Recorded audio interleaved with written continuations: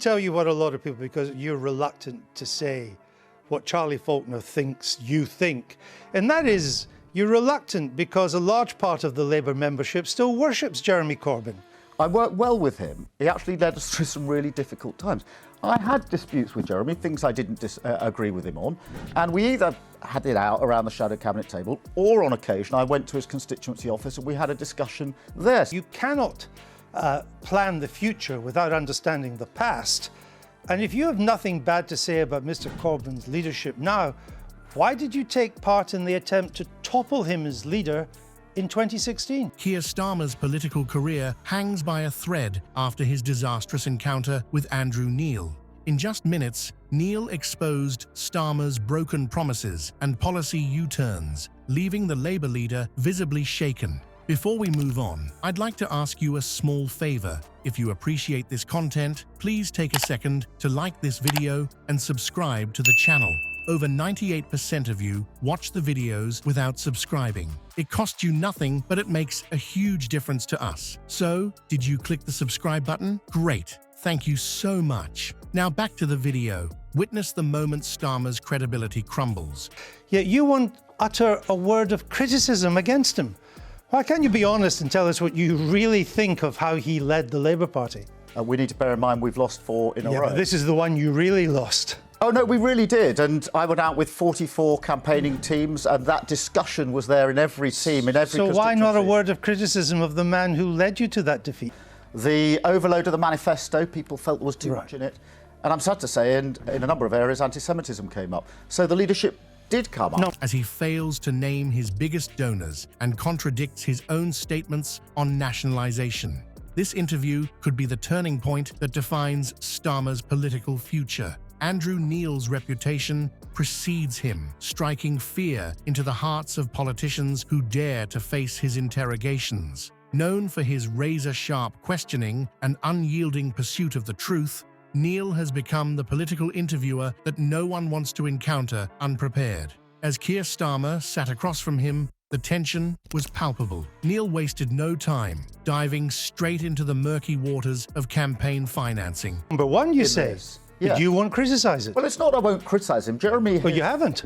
Jeremy is stepping down. We're now asking the question who should be the next leader of the Labour Party, and I'm trying to answer that question. Charlie Faulkner, fellow Labour lawyer, he's known you for years. I know Charlie very well, yeah. Yeah, he says, and he knows you very well, and he says the truth is you were, quote, appalled by the awfulness of the Corbyn leadership. I don't speak outside the shadow cabinet. Were you appalled by the awfulness of Mr. Corbyn? We obviously got it very wrong in that general election. Jeremy has stepped down.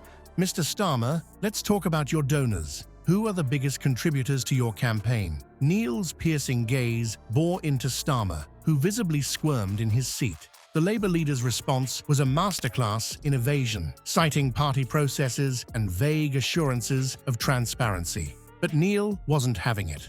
As Starmer fumbled through his answers, Neil's frustration grew. He pointed out that other Labour leadership candidates had openly disclosed their donors, leaving Starmer's reluctance to do the same glaringly obvious. There's a bigger principle at stake, Neil pressed, his voice tinged with exasperation. Labour Party members who are being asked to vote for you should know who's bankrolling your campaign.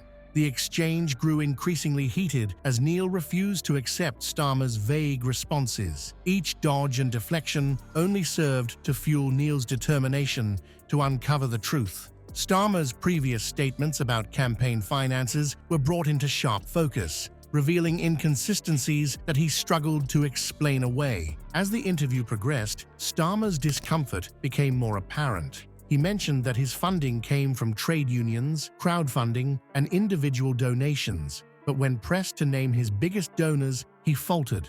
The silence that followed spoke volumes, raising serious questions about Starmer's commitment to transparency. Neil's relentless questioning had exposed a significant weakness in Starmer's candidacy. The Labour leader's inability to provide clear answers about his financial backers left viewers wondering what he might be hiding. As the segment drew to a close, it was clear that this was just the beginning of Starmer's troubles. The scene was set for an even more intense confrontation on policy matters. with Neil poised to continue his unrelenting pursuit of the truth. With Starmer's financial backers still shrouded in mystery, Neil abruptly changed tack. You made 10 policy pledges during your leadership campaign. Care to revisit them? The seemingly innocuous question hung in the air, heavy with unspoken implications. Starmer's response would make or break his credibility. Neil's rapid-fire approach caught Starmer off guard, exposing the Labour leader's struggle to reconcile his past promises with his current positions. The interview zeroed in on Starmer's pledge to nationalise key industries, a commitment he now seemed eager to distance himself from. When pressed, Starmer's response was nothing short of baffling. "I never made a commitment to nationalisation." This statement directly contradicted his earlier, unequivocal support for bringing water, energy, and rail under public ownership. The inconsistencies didn't end there. Neil deftly moved on to Starmer's stance on tuition fees, another area where the Labour leader's position had noticeably shifted. Once a vocal advocate for scrapping fees entirely, Starmer now hedged when asked about including this commitment in Labour's next manifesto. His response: "A pledge is not an indication. A pledge is a word. It's your word. It's a pledge," left viewers scratching their heads and questioning his sincerity. As Neil continued his relentless questioning, Starmer's attempts to reframe his positions on workers' rights and other key issues fell flat. The veteran interviewer's skepticism was palpable, mirroring the growing concerns among Labour Party members and MPs about Starmer's leadership and commitment to traditional Labour values. The impact of this policy flip-flopping extends beyond the confines of the interview. Experts warn that Starmer's failure to stand by his original pledges could seriously damage Labour's electoral chances. Voters, already skeptical about Labour's ability to deliver on ambitious promises, may now view Starmer as lacking the authenticity needed to lead the country. As the interview reached its climax, it was clear that Starmer's credibility had taken a significant hit. His inability to provide clear, consistent answers on key policy issues left viewers questioning not just his stance on nationalisation or tuition fees, but his overall vision for the Labour Party and the country. With Neil preparing to confront Starmer on his relationship with the Corbyn wing of the party, the Labour leader found himself backed into a corner, his political future hanging in the balance. As the dust settles on this explosive interview, the damage to Keir Starmer's credibility is undeniable. Andrew Neil's relentless questioning exposed glaring inconsistencies in Starmer's positions and a troubling lack of transparency. The Labour leader's inability to name his biggest donors and his contradictory statements on key policies have left viewers questioning his integrity and leadership capabilities. This encounter raises serious doubts about Labour's direction under Starmer's guidance. His apparent drift from core Labour values and inability to provide clear, consistent answers on crucial issues like nationalisation and tuition fees could alienate both party members and potential voters.